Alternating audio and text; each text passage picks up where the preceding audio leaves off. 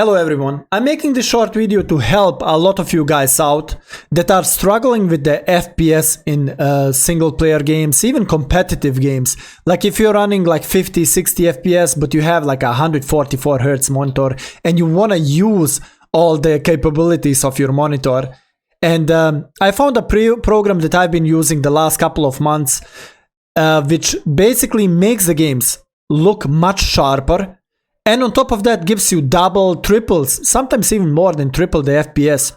Now without wasting any more time, I will show you a couple examples in a few games comparing the FPS and the visual fidelity of the game and explain to you a little bit more how the program works. Then I will tell you everything else you need to know about it. Okay, now the first example is going to be Ghost of Tsushima, which is an amazing game. The best art style I have seen in a while.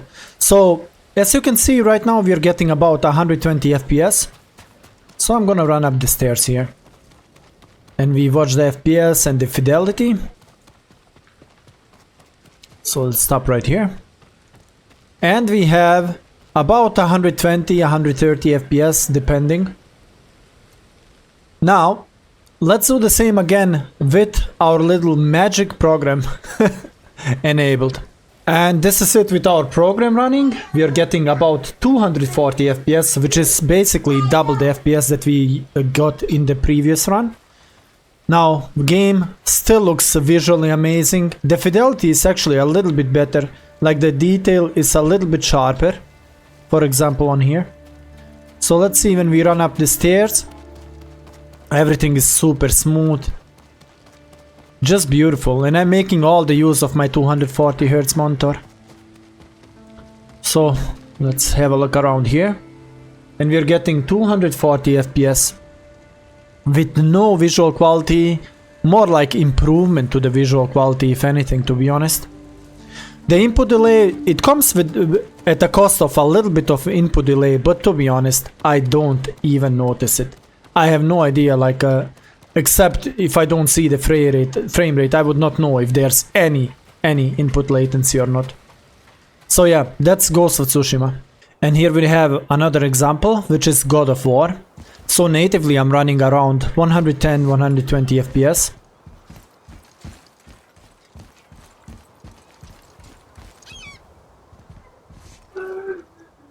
And now let's see how it's going to be with the magic program we have. And right now we are running about 240 FPS, which is again like the double frame rate. I know these are extreme examples, like 100 FPS in a single player game is usually enough, you know. But if you really want to max out your screen refresh rate, if you have a 240 Hz monitor, like this will be perfect for it. Visual fidelity, like we can tell, also has improved a little bit.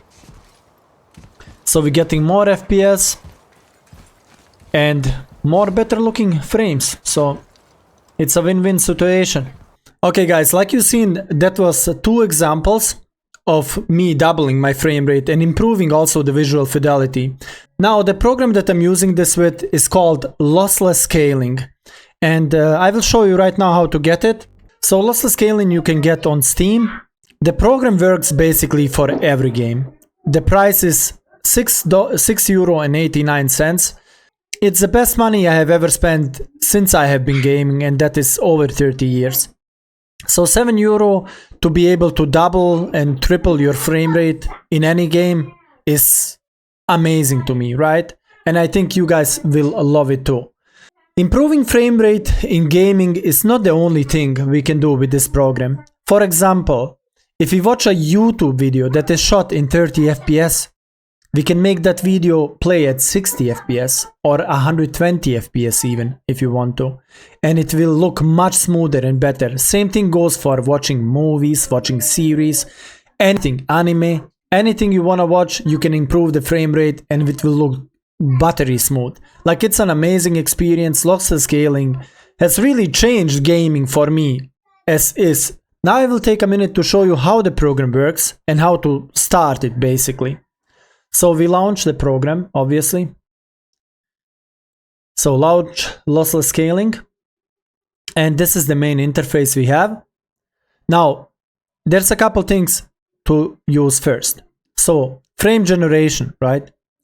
It generates frames and puts them in between the native frames. So that's how we get more and more frames.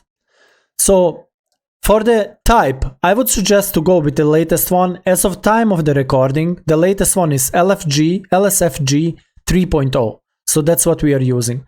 And here in the mode, we can select how the multiplier basically. This is the multiplier if you want x2, x3, x4, and so on. Remember, the higher you go up in the multiplication of the frames, the more input latency you will get. I don't notice any input latency up to 3x, I would say 3, maybe even 4x. So that's what I would suggest you to use. For competitive games, I usually love to run a 2x if I don't have enough frames. If I have like 100 something frames and I really want 240 to max out my screen refresh rate, I will use a 2x. But you can give it a try on a 3x in competitive games too. Like to my eyes, it doesn't make much of a difference. So we set it up, let's say 2x right now. Mode is custom. The capture API, I keep it on DXGI, but you can also use WGC if you have a Windows 11 version that is 24H2 and above. But for now, for everybody, a DXGI just works perfectly fine. Also, next thing you want to do is if you scroll on the right side, you will see here Draw FPS. Draw FPS you want to enable so you can actually see if the program is working. It will flicker for a second and then you will see the generated frames in the top left side of your monitor displayed. I will try to show you that in a second too. The scaling type that I'm using is LS1. I tried the other ones, I don't know. This one, Anime 4K, is basically made to watch anime with. Like it's got some filters and stuff, but LS1 is the one that is working the best in my opinion. Also sharpness, you can play around with the sharpness if you want your game to look a little bit sharper or no. You can play around with this. I think the default setting is, I didn't touch this one, so this one was default for me. Also, you can play around with the resolution scale. It has the minimum impact of your visual quality, but it has a huge impact in the frame rate that you're gonna get.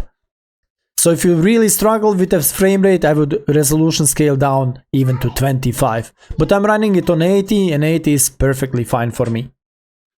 Okay, let me show you an example of the frame gen working in a game. You have to make sure to use Windows borderless for any game that you wanna use lossless scaling with.